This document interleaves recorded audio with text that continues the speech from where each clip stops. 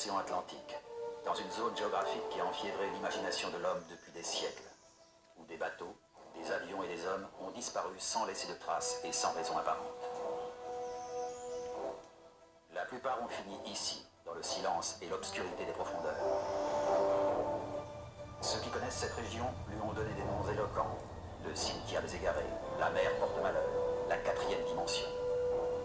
Mais pour beaucoup de gens, elle n'a qu'un seul nom, qui intrigue tous ceux qui en entendent parler.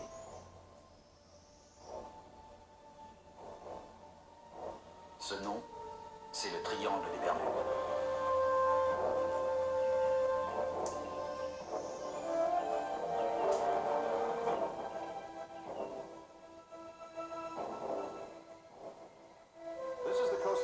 Nous sommes sur la côte de Floride, au bord du triangle des Bermudes. Bonsoir, je suis Richard Crane. Plus d'un millier de personnes, plusieurs centaines de bateaux et des douzaines d'avions sont entrés dans le triangle et n'en sont jamais ressortis.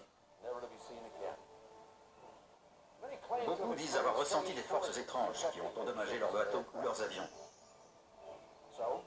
Quelles sont donc ces forces bizarres qui ont fait du triangle des Bermudes ce cimetière fatal?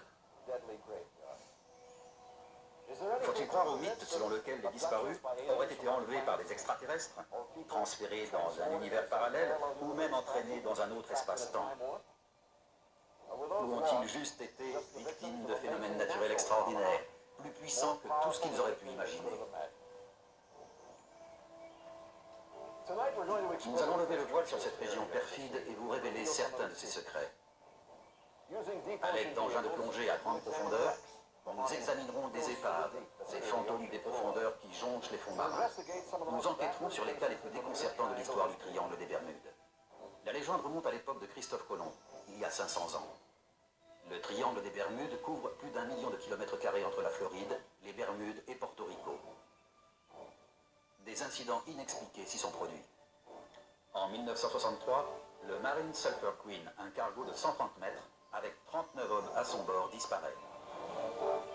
6 mois plus tard, 2 KC-135, de gros avions ravitailleurs de l'US Air Force, se volatilisent littéralement. Un remorqueur, le Good News, se voit confronté à des forces inconnues, alors qu'il traque une barge de 2500 tonnes dans le triangle.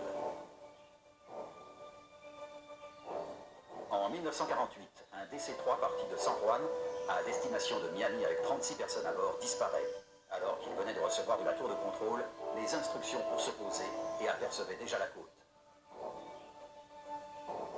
Et en 1986, un homme et sa femme, volant dans un petit avion entre les Bermudes et la Floride, racontent qu'ils sont entrés dans une substance comparable à du lait de poule. Tous leurs instruments électroniques d'une valeur totale de $2 millions ont soudain cessé de fonctionner. Mais tout de suite, le plus célèbre de ces mystères, la disparition de l'escadrille 19, 5 bombardiers de l'US Navy avec 14 hommes d'équipage en décembre 1945. Toutes les réponses sont là, dans les profondeurs.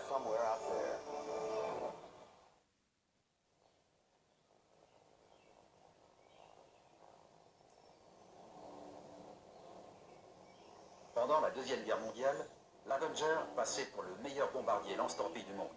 Mais plusieurs Avengers, partis en mission d'entraînement dans le triangle des Bermudes, allaient faire date pour une toute autre raison.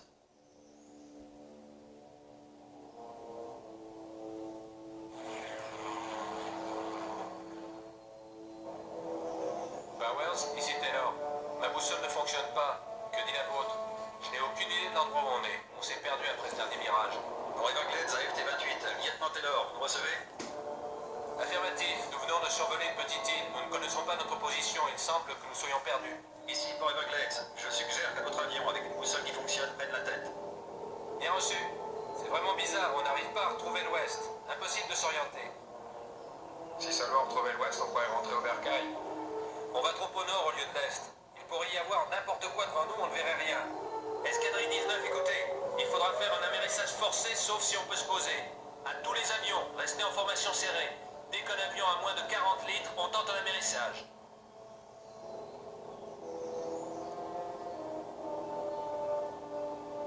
Un bateau à gauche.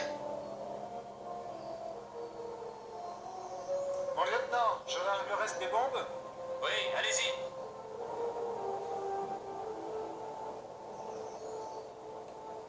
Pour Everglades, AFT-28, avez-vous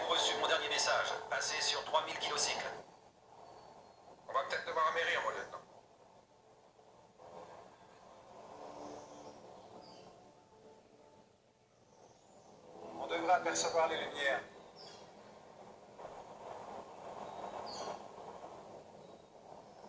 Pour Everglades, AFT-28, répondez. Escadrille 19, escadrille 19. 14 hommes de la Navy volaient dans 5 avions tels que ceci.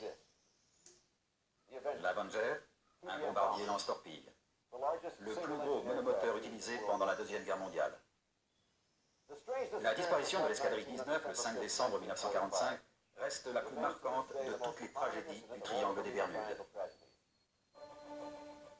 C'est l'une des pires catastrophes aériennes de l'histoire. On lance aussitôt des recherches en mer, mais elles restent vaines.